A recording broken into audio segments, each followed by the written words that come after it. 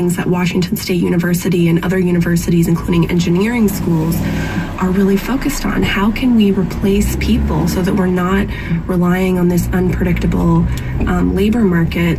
And I think that that's really this uncertainty around immigration has accelerated the push to look for mechanization. We're already doing it for things like almonds. I think they get shaken down right now with machines, some berry picking. A lot of the lettuce is actually mechanically harvested, but growers would like to be able to, remove some of that uncertainty from their operations. Let's get Aaron here from Columbia, South Carolina. Hi, Aaron. Welcome to the program. Thank you. Hi, Jane. Hi. I come from a family, a household of 6, and for health reasons, me and my wife have to eat better, back to trying a raw vegan diet. And I noticed that when we're buying the regular food that's not so good for you, it may run my household $400 a week. Well, in trying to get just the healthy vegetables and fruits for us, it could cost just the 2 of us, juicing and all that kind of stuff, $300 to $400. It's so expensive. I think it's a matter of economics in that only the wealthy are really able to afford to eat right and therefore be healthier. Whereas, healthcare, this should be a healthcare involved issue, because it seems like if you can't make enough money on the product, it's not pushed or advertised as much. But how much healthcare issues would be avoided with a healthy diet? I think it's economic. I love your point, Aaron. I'm so glad you called. Junk is cheaper. Junk food is cheaper. Helena, talk about this, the affordability. Aaron put his finger right on it, the affordability of good food. Affordability is a big part of it, but it's also time and how much your time is worth. So I would venture to guess that you are now spending more time juicing and cooking and preparing food. So that's part of where research comes in as well. Those cool packaged leafy greens, that's special breathable packaging, and it makes eating salads much more convenient. That's just one way that it can become more convenient and also more affordable. Helena Bodemiller-Evich, Stephanie Mercier, stick with us. We're discussing agriculture funding, technology, and the research that goes into putting fresh fruits and vegetables on our plates. You can join the conversation. Are you growing your own veggies in the backyard? Do you have a sustainable crop? Or are you still going to the supermarket or the farmer's market? 1-800-423-8255 is our number. That's 1-800-423-TALK. I'm Jane Clay, sitting for Tom Ashbrook. More after this break. We'll be right back. This is On Point.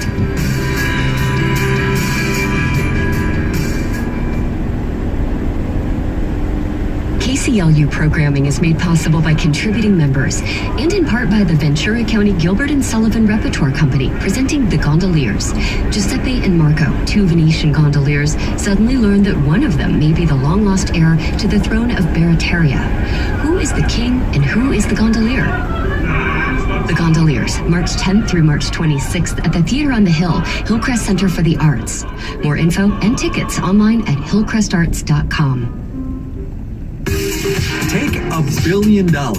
Get ready to light it on fire and then turn the cameras on. Regardless of the outcome of this battle, something unexpected was going to happen, and audiences would be surprised, and I would as well, and I haven't been disappointed. I'm Kai Rizdal, a documentary about hedge funds and shorting stocks and, oh yeah, that $1 billion.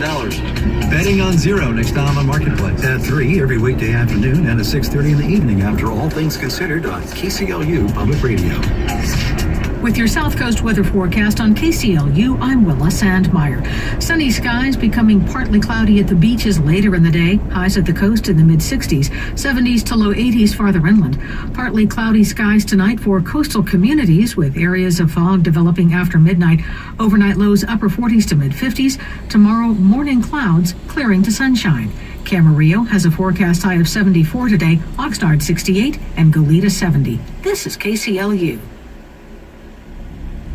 Support for On Point comes from WBUR Boston and Geico, offering the Geico mobile app. The Geico mobile app stores ID cards, enables bill pay, and submits policy updates and claim reports directly from a user's cell phone. Learn more at geico.com. And Linguistica 360 with News in Slow Spanish, News in Slow French, and News in Slow German programs. Weekly language learning shows with discussion of current events. More at newsinslow.com. News in Slow, language learning through current events.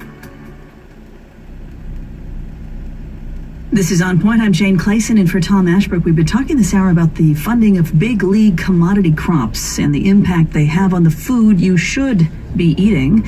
Later this hour, we'll look at the big new concerns about Monsanto's weed killer Roundup. You can join this conversation. What's the way forward here? We're at 1-800-423-8255. That's 1-800-423-TALK. You can follow us on Twitter and find us on Facebook at On Point Radio. We're speaking with Helena Bottomiller-Evich, Senior Food and Agriculture Reporter for Politico, and Stephanie Mercier, Director of Policy at the Farm Journal Foundation. I wanted to play this as part of a TED Talk in New York City. Sam Kass, the White House chef from 2009 to 2014, said that 20% of kids in this country are food insecure, and 1/3 of kids in this country are on track to have diabetes in their lifetime. Now, what's hard to put together, but is true, is that many times these are the same children. So they fill up on the unhealthy and cheap calories that surround them in their communities and that their families can afford. But then by the end of the month, food stamps run out, or hours get cut at work, and they don't have the money to cover the basic costs of food. White House former White House chef Sam Kass there. He continues saying the best way to make sure children and future generations are well educated is to make sure they are well fed. If we focus on the simple goal of properly nourishing ourselves, we could see a world that is more stable and secure. We could dramatically improve our economic productivity. We could transform our healthcare. And we could go a long way in ensuring that the earth can provide for generations to come. Helena, one of the callers mentioned affordability. Aaron, talk about accessibility and the food deserts that exist in this country. So I think the affordability and access problems remain incredibly challenging. One of the ways I think that the USDA has tried to address this problem is to get more fresh fruits and also frozen and processed fruits and vegetables into school meals. So every day, about 30 million children in this country eat lunch at school through the National School Lunch Program. And under the Obama administration, with the First Lady's focus on childhood obesity and improving health, they were able to get the standards updated so that half a cup of fruits and vegetables have to be part of that meal now. And it might sound like a small change, but across the meal program, that adds up to a lot of increased produce consumption, and also probably a little bit of grumbling. You know, changing kids' tastes can be difficult. The USDA has also put more produce into the Women, Infants, and Children program, which is a federal nutrition program aimed at pregnant women and young children that most people aren't aware of, actually serves half of all children born in this country now. So the scale is quite large. Let's get Marco in here from Omaha, Nebraska. Hi, Marco. I'm glad you waited. Welcome to On Point. Marco, are you there?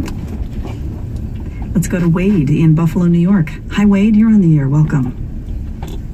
Hi, Jane.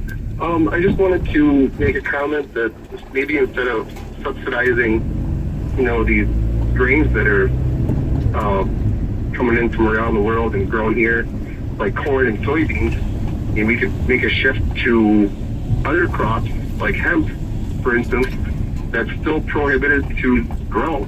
And I'm a fourth generation farm owner, and we're not farming right now.